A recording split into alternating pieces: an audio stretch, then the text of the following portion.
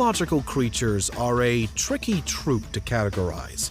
Their stories often overlap in many different ways, but today, we're going to look at any that might have a grounding in actual real life and tackle them in a loose order ranging from those that are perhaps most possible, if still unlikely, to those that are least. First up is the Dorhu, a gigantic creature said to lurk around the smaller coastal islands of Ireland. Translated to mean waterhound, this aquatic half-dog, half-otter has supposedly been heard to release a terrifying screech across various lakes and the ocean. What's worse, though, is that if you visit the Conwall Cemetery in Ireland's County Leitrim, there's the grave and headstone of a woman supposedly killed by the Dorhu in the 18th century.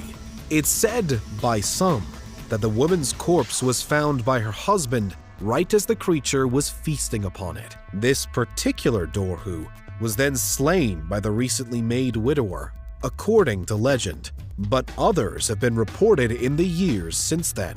One of the most recent apparent sightings came in the year 2000 by an Irish artist and his wife. There's still no confirmed proof that this beast truly exists, but the local tales are mounting up and up.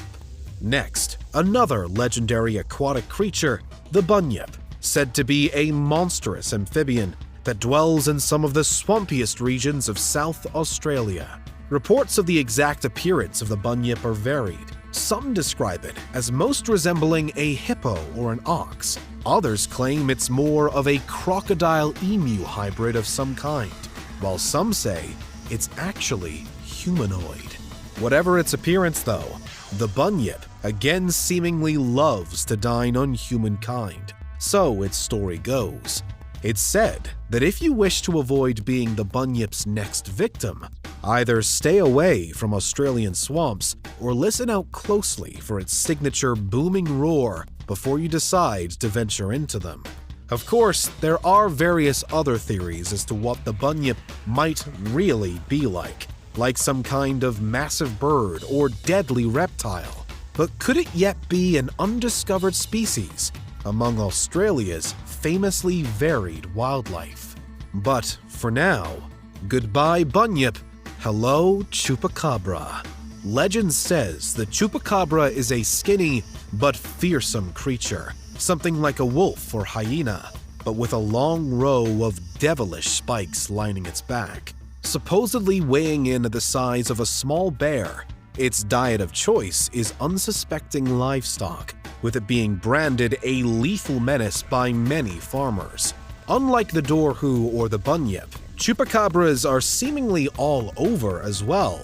There have been reports that could be linked to them made across multiple continents of the world map, although they're most closely linked to Puerto Rico, where many domestic animals have allegedly been found dead, uneaten, but drained of blood, and blamed on the chupacabra. We know that something is devastating these regions, with many convinced that the chupacabra is lurking in the shadows, despite no confirmed evidence thus far.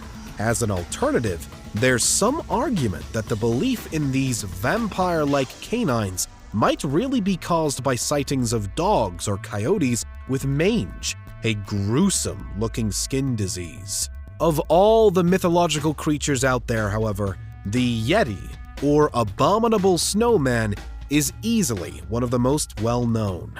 A giant ape or bear-like being that supposedly prowls around the Himalayas. The most commonly cited evidence as to its existence are giant footsteps that have been seen in the snow on and around the mountains. The simplest counter-argument is that these markings could also have been created by large enough bears walking in a particular way.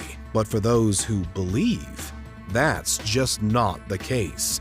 The Yeti myth has been circulating for hundreds of years. The indigenous Lepcha people of the Himalayan regions have even worshipped a glacier being that seemingly resembles today's descriptions of the abominable snowman. Unlike most of the other creatures in this video, The Yeti is often described as being harmless and misunderstood rather than malevolent and destructive. So if it is real, perhaps it's friend and not foe. Now though, from the heights of the Himalayas to the state of New Jersey, where the Jersey Devil supposedly dwells.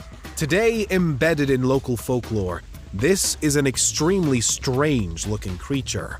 Accounts are that it stands on two hooved, skinny legs, but also flies around with large bat-like wings, and also attacks its prey with savagely clawed hands at the end of short, scratching arms. An evolutionarily unlikely entity. It's believed to be very real by many New Jerseyans, given that it's said to have terrorized neighborhoods for centuries, destroying buildings and crops and killing animals. The most common origin story claims that the Jersey Devil was once the unlucky 13th child of a woman known as Jane or Mother Leeds. Arriving in the 1730s, some say the child was born human and transformed into the beast of legend shortly afterwards, while others maintain that it was a straight-up monster from the beginning. From here, we move to the top table of myth and legend, beginning with the Loch Ness Monster.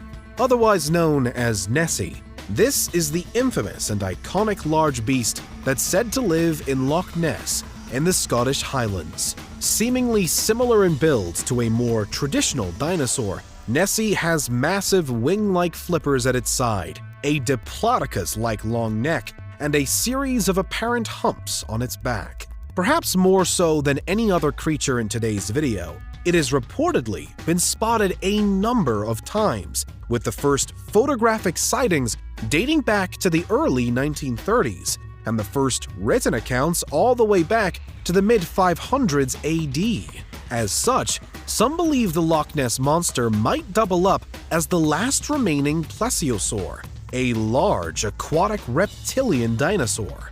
Of course, many of the claimed photographs of Nessie have been explained away as either hoaxes or cases of mistaken identity. But what do you think? Finally, and if you've ever watched the Pirates of the Caribbean film series or taken an interest in any sailors' tales of the open sea, then you're probably familiar with the Kraken, another water-dwelling creature. As so many of the more possibly real creatures of legends seem to be, the Kraken is a giant cephalopod. Its story has again been told all over the world, although it's most closely linked to the myths and seas of Scandinavia, where it has reportedly caused the demise of countless boats and crew. This monster is said to be large and strong enough to wrap its tentacles around an entire ship, pull it under the water, never to be seen again. Apparently, the Kraken is so huge that some have mistaken it for an entire island or landmass as it looms on their horizon. The most common explanation for the origin of this myth is the giant squid, a huge and confirmed species that is known to be aggressive. But does the giant squid really correlate with the chaos that the Kraken is said to inflict? Some say no, it doesn't, and that there's still something else lurking below the waves. Something that, while it's unconfirmed by science, remains a very real and deadly threat. Arguably, all mythology is in some way inspired by real-life phenomena that we do already know about. But could that mean that sometimes we're all too quick to dismiss unlikely tales, replacing them instead with more recognizable forms? In these cases, that could be what's happening, because those are some mythological creatures that might actually exist.